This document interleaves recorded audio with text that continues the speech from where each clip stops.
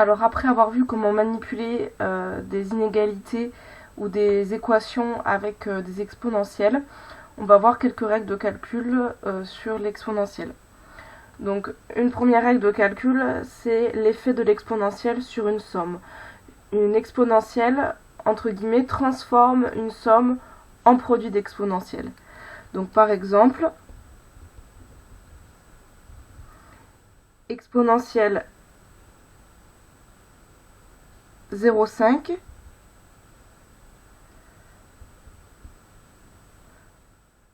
moins 5, c'est égal à exponentielle 0,5 fois exponentielle moins 5.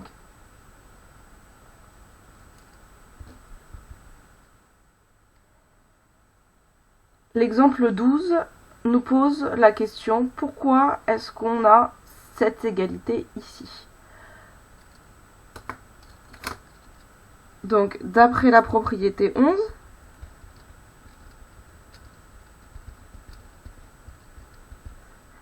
qu'est-ce qu'on a? On a exponentielle de 3 fois exponentielle de 4 fois exponentielle de 5, qui représente cette partie-là de l'égalité dans la propriété, qui est égale à exponentielle de quelque chose qui va représenter cette partie-là de l'égalité. Donc exponentielle 3 plus 4 plus 5.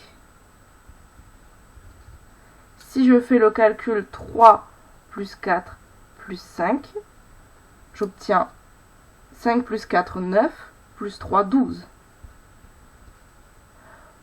D'où l'égalité exponentielle 3 fois exponentielle 4 fois exponentielle 5 égale exponentielle 12.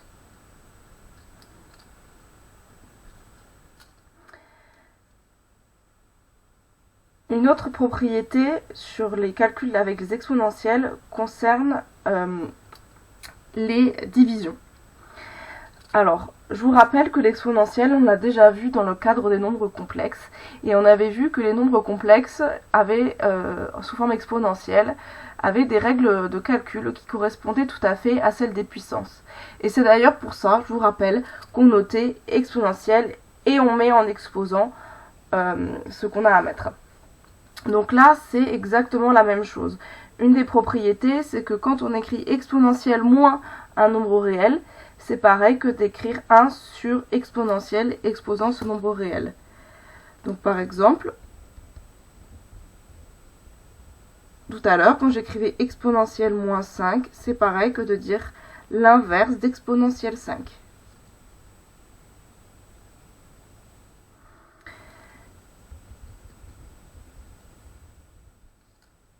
Alors, ça nous emmène à une autre propriété qui fait intervenir des quotients et des différences. C'est l'exponentielle d'une différence. C'est égal au quotient des exponentielles correspondantes.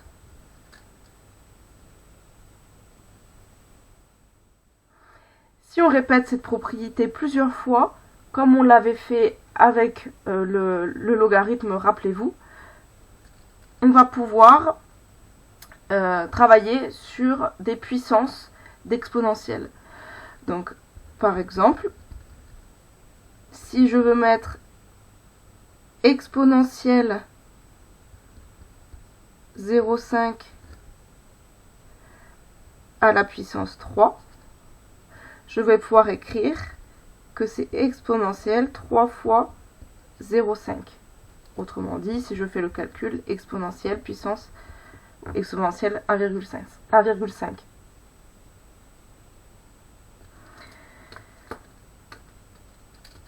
On peut voir l'application de ces quelques règles de calcul à travers l'exemple 15 qui nous demande de simplifier cette expression. Donc comme d'habitude, on ne va pas foncer tête baissée sur l'expression pour faire des simplifications. Il faut d'abord un peu regarder à quoi elle ressemble. Donc là, on voit qu'il y a un quotient. Donc ça nous rappelle la propriété 13. On va probablement devoir utiliser cette propriété. Sauf que la propriété 13, elle nous permet de simplifier quand il y a une seule exponentielle au numérateur et une seule exponentielle au dénominateur, ce qui n'est pas encore le cas, donc on ne peut pas l'appliquer directement. On va peut-être devoir d'abord simplifier le numérateur et le dénominateur. Ce sont tous les deux des produits d'exponentielles. Ça nous renvoie à la propriété 11 qui nous permettait de simplifier des produits d'exponentielles en une seule exponentielle. Donc on va commencer par simplifier le numérateur et le dénominateur. Je détaille ici des étapes de calcul, mais bien sûr après, une fois que vous serez bien entraîné, vous pourrez vous passer de certaines étapes. Donc j'écris le quotient qu'on m'a demandé de simplifier. Et je vais travailler sur le numérateur et sur le dénominateur. Donc j'applique la propriété 11, pardon, qui va me permettre de transformer mes produits d'exponentielle en une exponentielle de somme.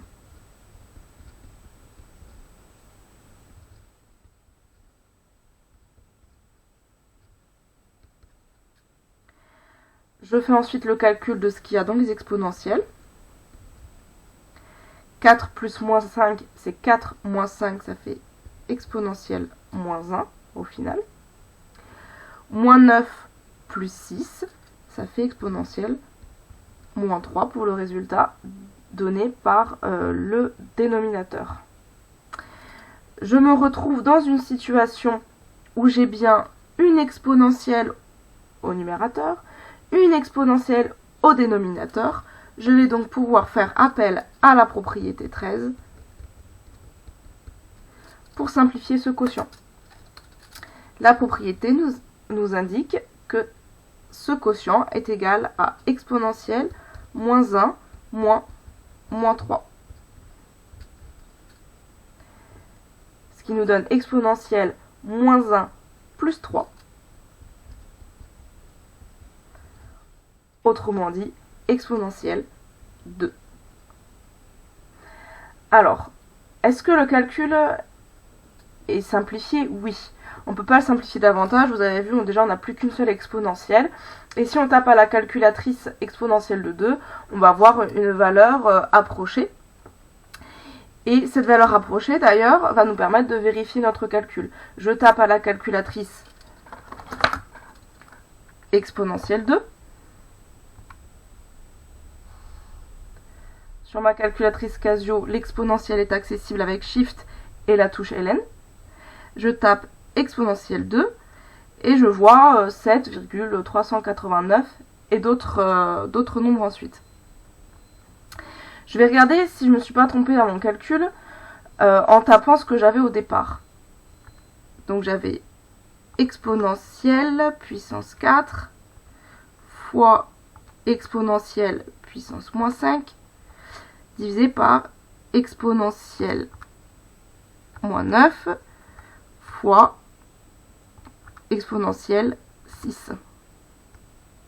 J'ai validé et la valeur approchée donnée par la calculatrice est la même que la valeur approchée donnée par la calculatrice pour exponentielle 2. Donc il y a de très grandes chances que je ne me sois pas trompée dans le calcul. Vous allez me dire, oui mais la calculatrice me donne le résultat, pourquoi apprendre à faire ces calculs? Je vous rappelle que vous avez des cerveaux, vous n'êtes pas des robots. Et vous avez été capable de donner une valeur exacte à ce quotient, ce que la calculatrice n'est pas capable de faire ici. Vous voyez, si j'appuie sur la touche FD qui parfois me donne des résultats sous forme fractionnaire par exemple, la calculatrice n'est pas capable de le faire. Vous avez été capable de donner une forme simplifiée du calcul de départ, du quotient de départ, mais sous forme de valeur exacte.